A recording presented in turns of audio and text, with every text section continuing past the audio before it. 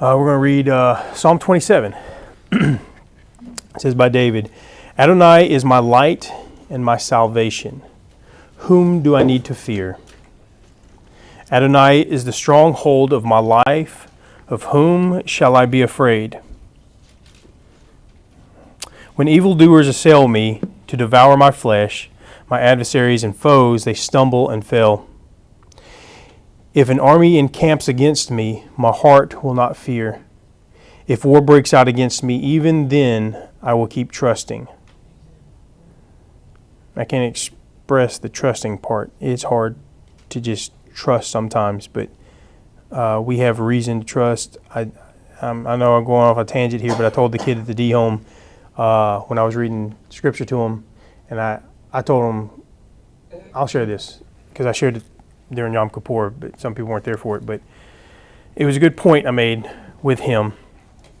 I was sharing scripture, and he was like, wow, it's crazy the way I was saying some things and doing things. It's the first time he's ever heard some of this, And I told him, I said, hey, just as a group of the kids in the D home, I said, hey, I don't try to talk negative. I always try to build up.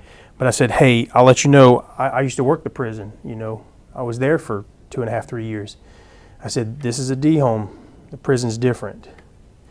If this is the life you choose, it's going to get worse. Prison is not the same as what you have here. You have time. You have the officers here care. People come in here and care. When you get there, you're a grown person, and nobody really cares. And that's the problem. So I said, I will give you some advice for prison, and I'll give you some advice for this world. Respect should always be given. Respect should always be given, but it can be taken away. You can lose it, but you should respect everyone. Trust should never be given, and that it needs to be earned. You can never trust anybody, not the officers, not your friends, not your family sometimes. You never trust anybody. It has to be earned. All right? And so when they looked at me, they said, all right. And I said, so when I'm reading this scripture and I'm telling you what this says, do not trust me. You read it for yourself. Read it for yourself, and then that way you'll know that what I'm saying is true or not. Read it for yourself. Don't just trust me. And then when you read it, let me earn your trust. And those kids were like, okay.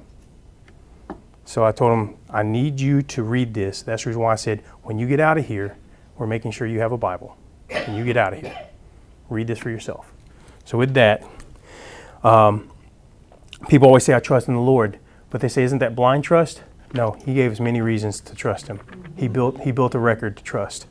So we don't just trust blindly. We trust because there's evidence of this trust. That's why this is the living word.